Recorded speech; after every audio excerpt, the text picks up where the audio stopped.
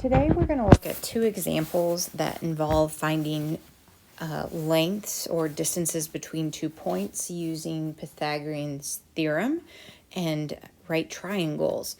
So in case you need a little refresher, Pythagorean theorem, as I like to say, the one rule that we seem to all sort of vaguely remember from earlier math classes, is this idea of a squared plus b squared equals c squared.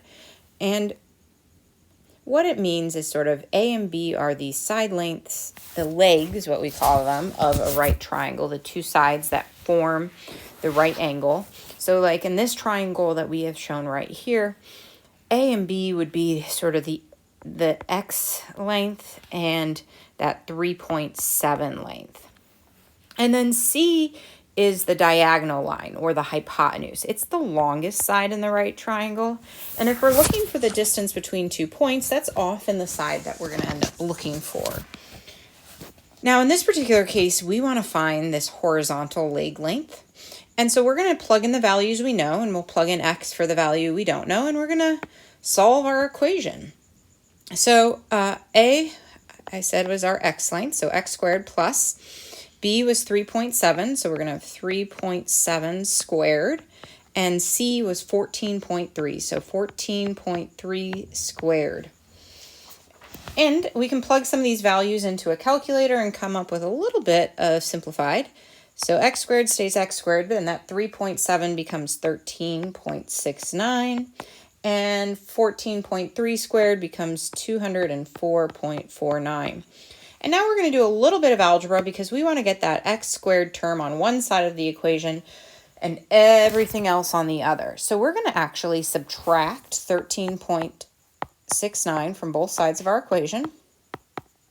And often that's a step I wouldn't necessarily show out, but since we're sort of walking through this example together, I did.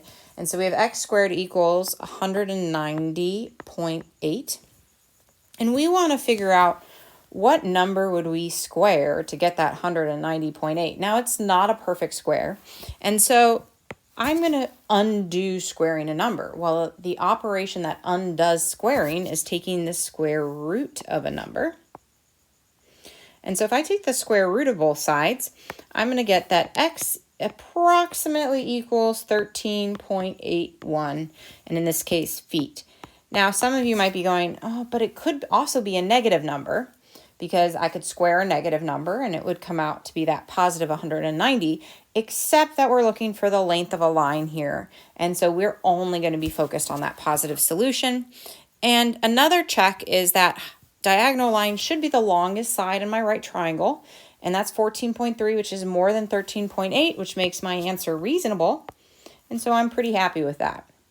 So this is that first example was a Pythagorean theorem outside of a context. We were just given a triangle and asked to find side lengths. Now, today we started with a map, and I had asked you to estimate the distance between 2 points. And here we have another map. It's a little more zoomed in.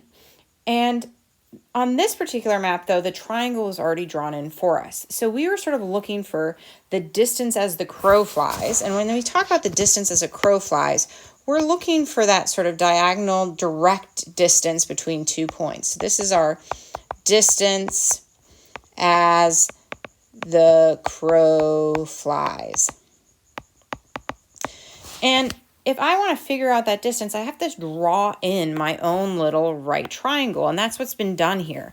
And conveniently, our streets are sort of set up in a block pattern, and so we have two very easy to measure lengths that we can then use to estimate that distance as a crow flies. Now, in this particular problem, we were told that one block equaled 1/2 of a mile.